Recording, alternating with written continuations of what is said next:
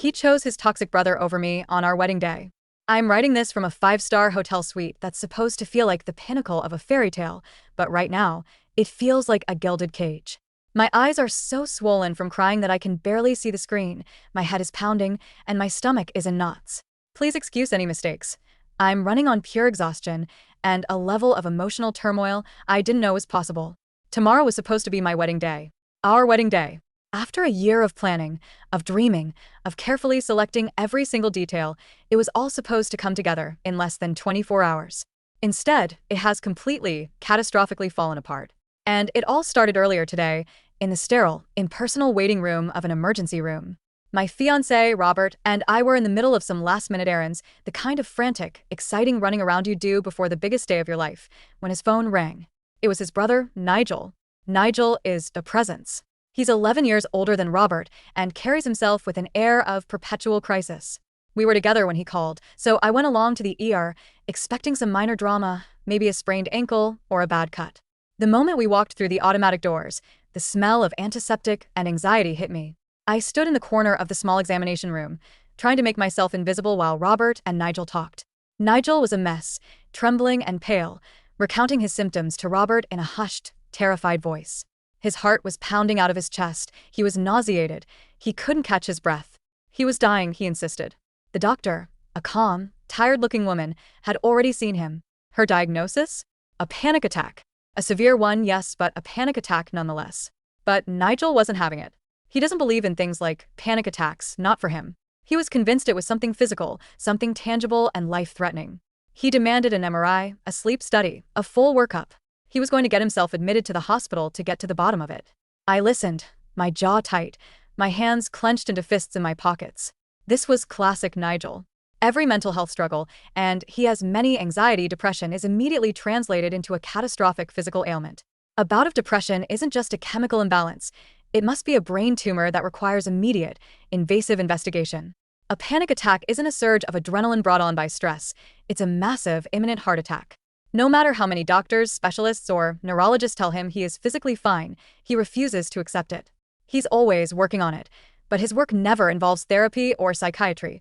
It involves an endless, desperate search for a physical cause for his emotional pain, a quest that conveniently requires Robert's undivided attention and sympathy. Then came the part that was clearly meant for me, the performance designed to land like a perfectly aimed dagger.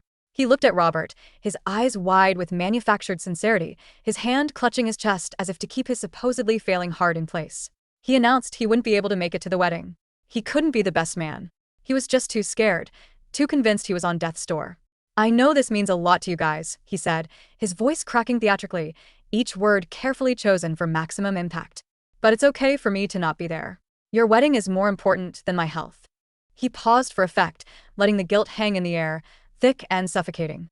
"I just wished I could be there for Robert. We've been through so much together. It sucks that tomorrow is the wedding." He looked over at me then, just a flicker of something triumphant in his eyes before the mask of the dying martyr slipped back into place. "Oh, I'm not saying my health is more important than the wedding. I meant, I wish I could be there for Robert." I just smiled, a tight, painful stretch of my lips, and didn't say a single word. What was there to say? Arguing would make me the villain, the heartless future sister-in-law who didn't care about his health. Staying silent felt like complicity.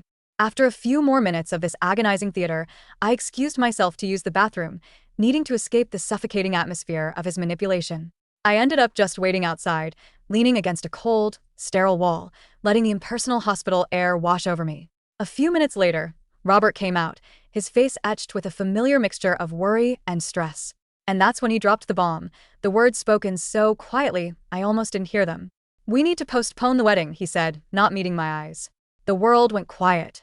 The distant beeping of machines, the overhead page for a doctor, the chatter of nurses at their station, it all faded into a dull roar. All I could hear was the frantic, panicked thumping of my own heart, a perfect, horribly real echo of the fake symptoms Nigel had just described. Robert started talking, his words a jumble of excuses and pleas. Nigel had begged him. They'd been through so much together, he said, referencing the difficult years in high school after their parents' divorce, when Robert lived alone while Nigel was away at college. He reminded me how his dad had manipulated him, turning him against his own mom for years, a wound that Nigel often picked at to remind Robert of his debt of loyalty. This was supposed to be a special moment, our wedding, but how could he enjoy it when he was so worried about his brother? He was stressed, he was torn, he just needed me to understand. I tried to remain calm, to keep my voice steady, but it was like trying to hold back a tidal wave of a year's worth of stress and planning and dreaming. "Tomorrow is our wedding, Robert," I said, the words tasting like ash. "The venue is booked. The reception is booked. Our flights for the honeymoon leave the day after tomorrow. The caterers, the photographers, the flowers, everything is paid for, everything is ready. Our families are here."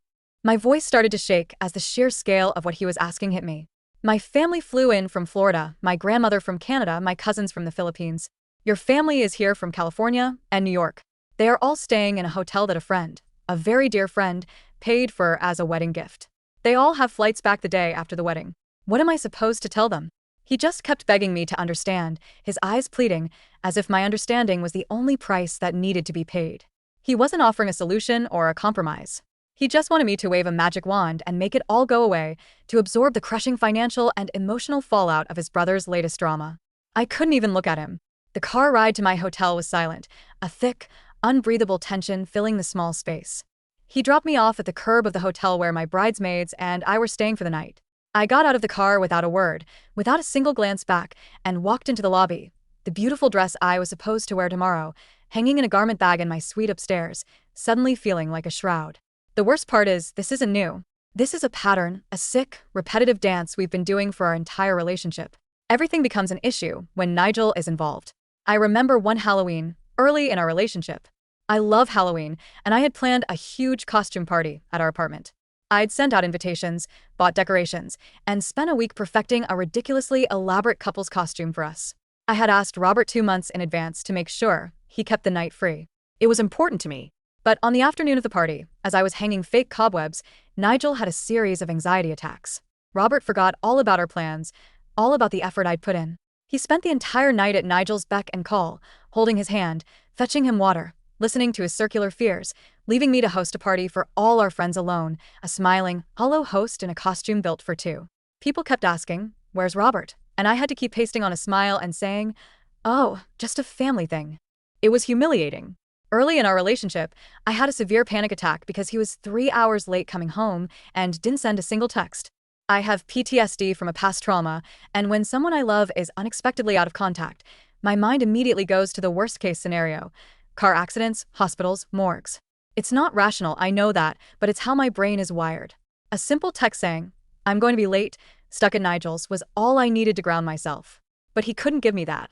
When he finally walked in the door at 1 a.m., I was a sobbing wreck on the floor. He'd been too busy comforting Nigel through his own bout of anxiety to spare 10 seconds to text me, leaving me to spiral completely alone in the dark. The boundary violations just kept escalating from there. I have 2 emotional support cats, Maya and Leo, animals that are a crucial part of my mental health management. They are my calm in a storm. One day, Robert asked if he could take Maya up to Nigel's apartment. We all live in the same complex, a fact that has become increasingly suffocating, to help with his anxiety. I refused, gently at first.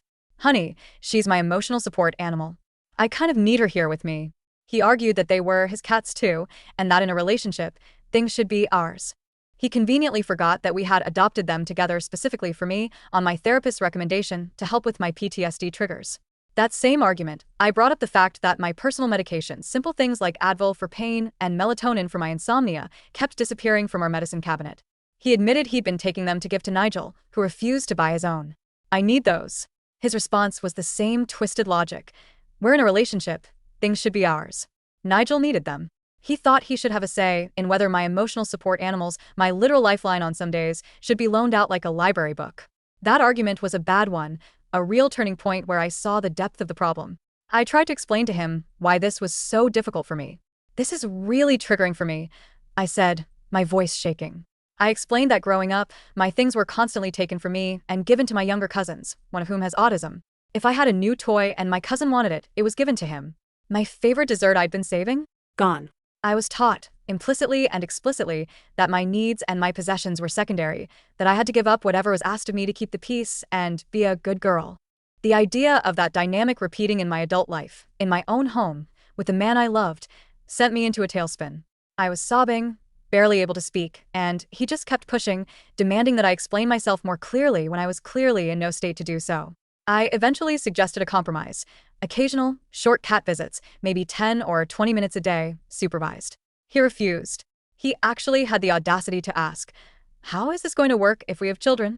Are you going to be this selfish with them too?" As if my emotional support animals were a precedent for how we would parent. The entitlement, the complete lack of empathy for my past trauma, was breathtaking.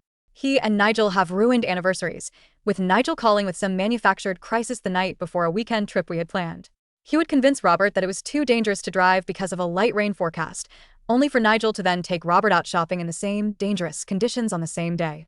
For a while, after that huge fight about the cats, things did seem to get better. Robert, seeing how deeply he had hurt me, seemed to wake up. He apologized profusely and started setting some boundaries. He promised no more last-minute planning with Nigel. He actually sat his brother down and told him that he needed to rely on a therapist for his anxiety, not on him as an emergency service. But the change was superficial. Nigel still calls Robert 10, 15, sometimes 20 times a day. He once called while we were in the middle of being intimate. When Robert, obviously, didn't pick up, Nigel got angry and started aggressively banging on our front door, shouting Robert's name. He then had the nerve to lecture us about staying up late and being inconsiderate, as if he were our parent and we were teenagers who had missed curfew. And now here we are, the night before our wedding. My family and friends, people who have traveled thousands of miles, are sleeping in hotel rooms just a few floors away, their wedding outfits pressed and ready.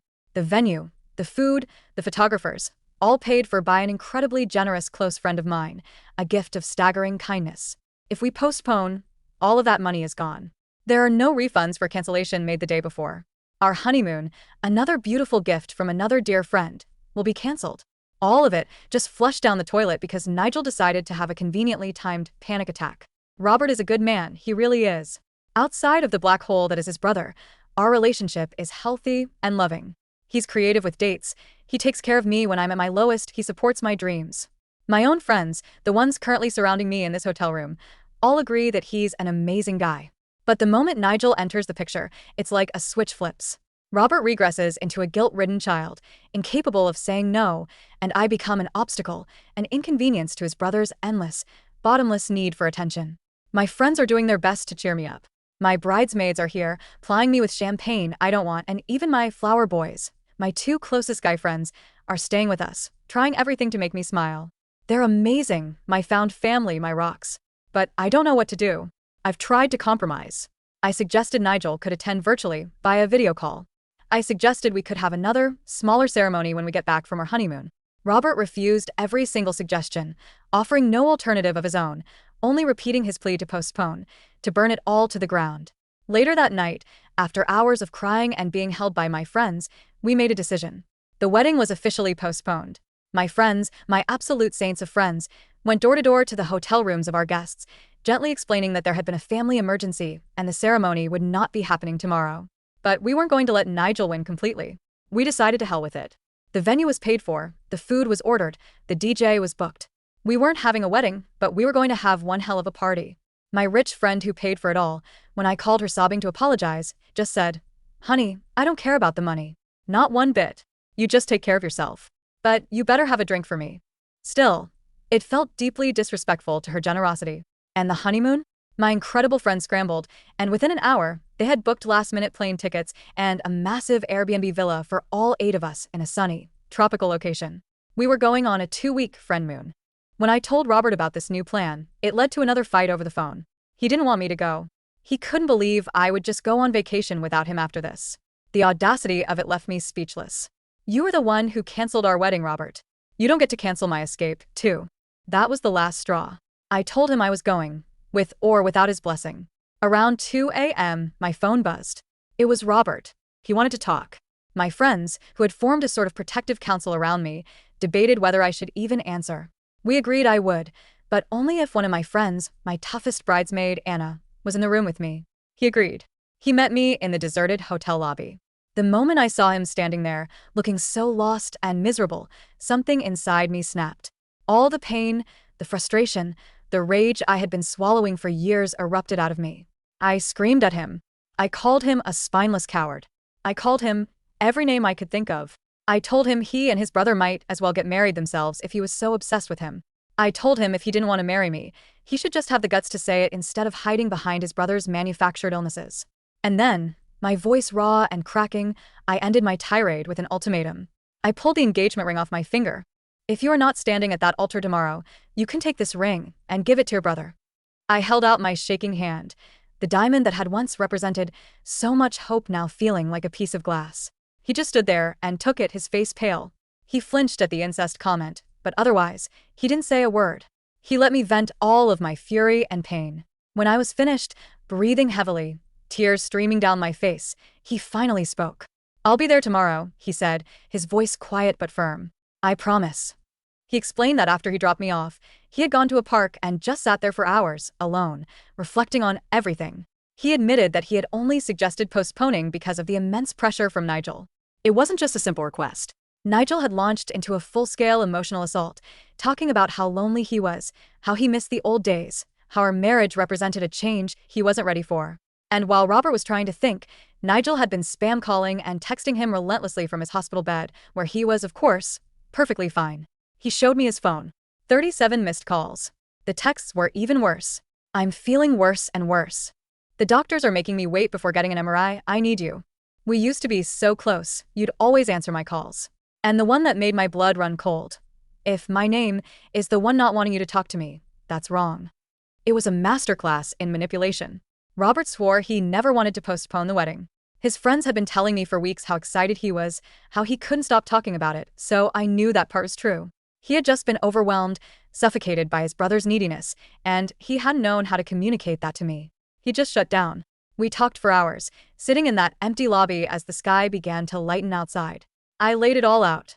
The cats, the medication, the canceled plans, the constant calls that disrupted my sleep, the terrifying banging on our door that made my PTSD flare up every single time. He listened, and for the first time, I think he truly heard me. He acknowledged that while he had gotten better about not canceling plans, he had completely failed to address the constant harassment of the calls and the knocking. He confessed that he had tried to set boundaries with Nigel so many times, but they never stuck. He would ask Nigel not to spam call, to just leave a message. Nigel's response? What if it was important? To Nigel, a salmon sale at the grocery store qualified as important. Robert would ask him to stop the last-minute plans. Nigel would ignore it, claiming Robert never answered his calls, so he had no choice. He would ask him to stop banging on the door. Nigel would say he was just trying to be a good brother, that back in the day, family could just drop by whenever. He used their shared past as a weapon, claiming that my desire for privacy and peace was wrong and must be my idea. Robert admitted he didn't know how to enforce the boundaries without feeling like he was betraying his brother. As we were talking, his phone, which he'd placed on the table between us, started buzzing. It was Nigel. Robert looked at me, then picked up the phone and put it on speaker. "What do you want, Nigel?" he asked, his voice weary.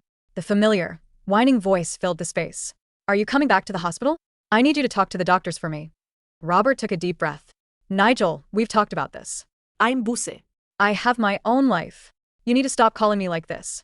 You need to stop knocking on my door. These are my boundaries." And right on cue, Nigel gave his standard response. "What if I need help? What if it's an emergency? This is just your girlfriend talking, this isn't you." That was it. I saw something in Robert's eyes shift. The fog of guilt and obligation finally cleared. "That's it," Robert said, his voice cold and hard. "Don't come to my wedding, even if you want to." He hung up the phone and, right there in front of me, blocked Nigel's number.